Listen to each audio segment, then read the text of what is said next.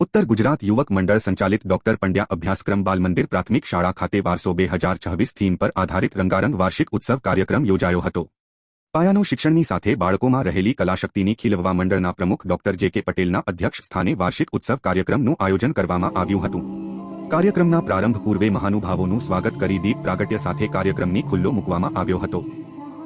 ત્યારબાદ શાળાના બાળ મંદિરથી પ્રાથમિક વિભાગના વિદ્યાર્થીઓ દ્વારા વિવિધ સાંસ્કૃતિક કાર્યક્રમ રજૂ કરવામાં આવ્યા હતા, જેમાં સ્વાગત ગીત, દેશભક્તિ ગીત, ફિલ્મી ડાન્સ, કૃષ્ણ ભક્તિ રસના જેવા વિવિધ કાર્યક્રમો રજૂ કરી બાળકોએ ઉપસ્થિત વાલીગણ તેમજ મહેમાનોને મંત્રમુગ્ધ કરી દીધા હતા।